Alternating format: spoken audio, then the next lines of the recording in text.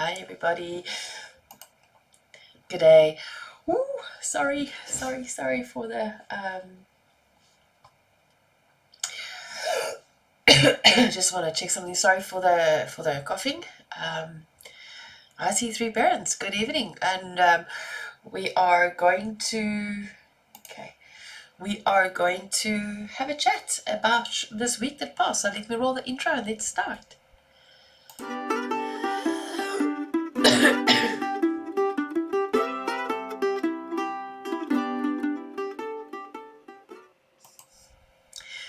Good evening. Sorry about the coughing. I'm going to try to not cough at all. Reason being, I'm coughing is my pet allergy kind of kicked in with the pets today, and I don't know what's going on. So I'm a bit wheezy, but I'm here. So let me know where you're coming in from if you're here. Replay crew, love to see you. Type in #replay so I know that you have watched it afterwards, and obviously I will answer any questions you might have in the comments. So let's dive into this week that passed. Parenting the parent. How did it go? How did it go? Sorry.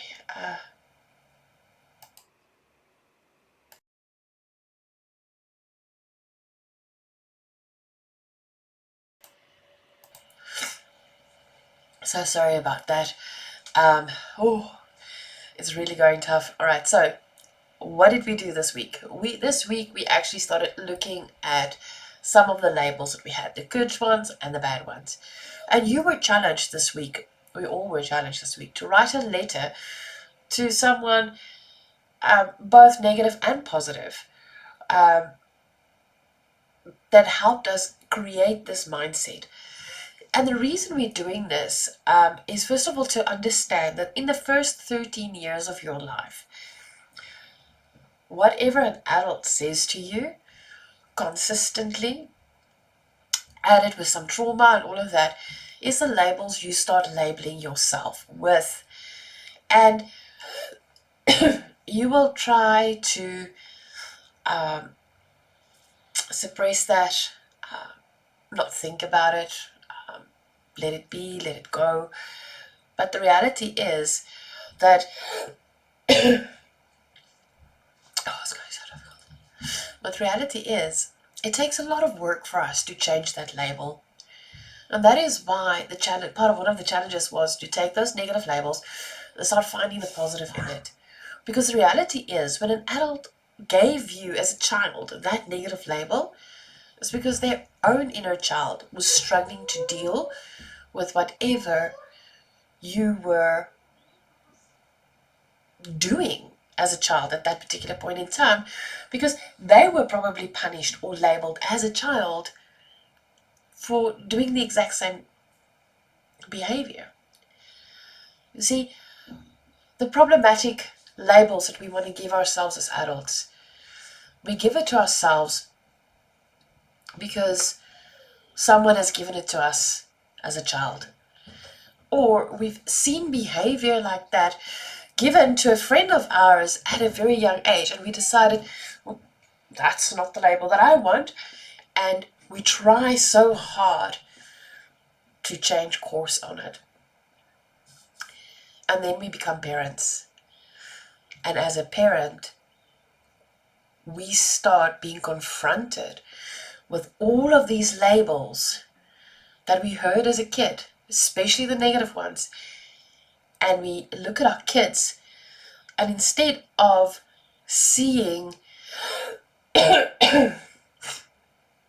energetic behavior as an example, as a positive, we see it as something that needs to be suppressed. The moment we think of something in a negative label, that moment, that negative label means that we start parenting that behavior or that expression of their authentic self as a negative, and we start parenting it in that way. We start trying to parent it out of them. But if we can find the positive label for our kids and for ourselves, we're going to start parenting it in a positive way. Because a positive label is something you want to guide, you want to shape, you want to form, and you want to make it healthy. So in your negative letter, or your letter that you wrote to the person that gave you that negative label,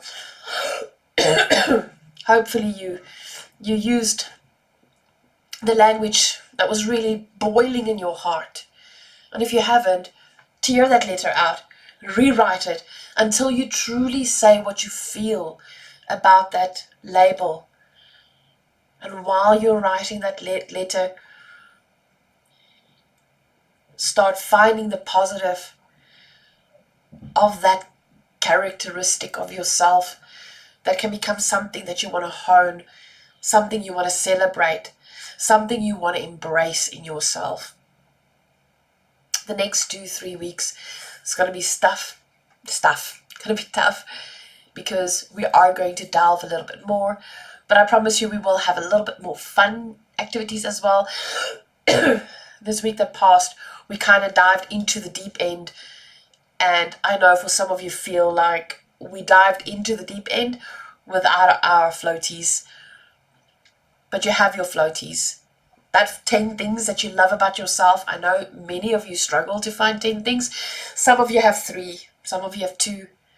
Throughout this month, continue adding to that list. Don't just stop at 10. Keep on adding more and more and more things that you love about yourself. Find the things that you love about yourself.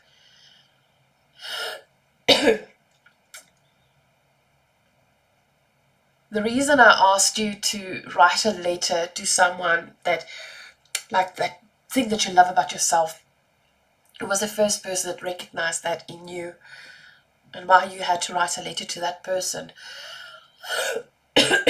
is for you to realize that so often when we look at the world,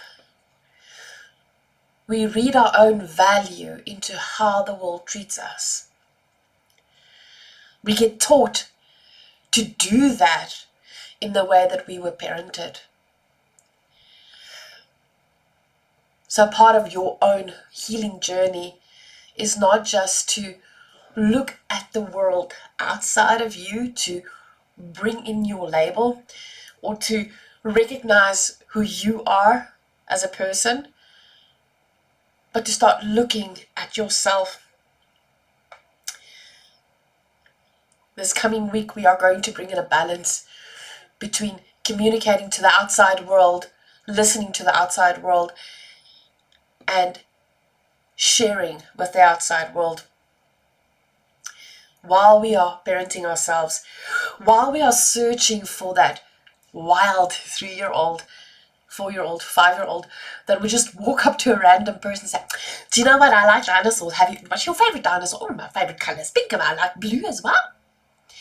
You see, that kid in you, that little human being that was brave, that didn't care what others thought of them, but literally just wanted to be seen, to be heard, and to be valued. We need to find that little kid, and we need to feed them a positive diet. We need to feed them positive feedback for their curiosity, for their intelligence, for the way that they approach life. But we cannot do that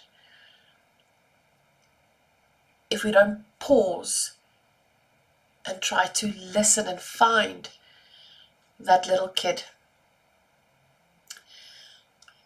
I would love to know what people bought as their frivolous thing, because it will say a lot about what it is that you truly felt like you've missed out on. I stood in the shops when I had to buy the frivolous thing, and I stood there and I realized in my journey while healing, I have bought probably almost all of the frivolous stuff that I've wanted as a child by default as an adult. I bought the Pez dispensers for myself. I've bought the stuff with the thingies on top with the candy at the bottom. For myself, I've done, I bought slime for myself. Cheap junk that breaks within the first 2 minutes. Those Kinder eggs with the toys inside. I've bought them for myself as a reward for shopping, rewarding myself. And while I was looking for this stuff, something for me clicked, that throughout my adult life, I've been trying to make up with frivolous things to feel that I'm worthy, that I'm allowed to, and that nobody can stop me. There's this there's this meme that's doing the rounds that says, I always knew growing up as an adult I will be able to eat chocolate cake whenever I want. I can even have it for breakfast because there's no one else around to tell me that I'm not allowed to. And that's both a positive and a negative. I've been doing that throughout my adult life, trying to find that child in me, give her what she needed and what she cries out for. The interesting thing is, go look at your impulse buys. When you go shopping, go look at your impulse buys. And then I want you to think about what you spend your time and energy on. If your time and energy that you spend in life doesn't at least once a day or at least once a week is so sad. But some is not even once a year at the moment. So let's aim. Start at least aim for once a month and work your way down to once a day, where you're so happy that you can hold on to whether it is your favorite food or you're just giving your child a hug or just spending time with yourself that fills you with so much joy, that you're like that 3 or 4-year-old that got the gift that they asked for from Santa, stomping the feet with joy that really makes you happy, that makes you forget that there's arbitrary social rules that expect of you to be an adult that does not show emotion, does not show happiness. Because apparently happiness as well as sadness sometimes in society needs to be suppressed in a way that other people don't feel inconvenienced with how you express yourself, and that got parented out of you in that first 13 years of your life. Find the happy, foot stomping, giggly person inside of you. And let's work at that. So the week that's lying ahead, we're going to look a little bit outside, a little bit more inside. You did well this week. We're going to have some fun. And remember, you can tear out the letters out of your notebook. Chuck it in the fire if you want to. That's why we got the ugly notebooks. Stay safe, and I'll chat to you guys next week on the YouTube again.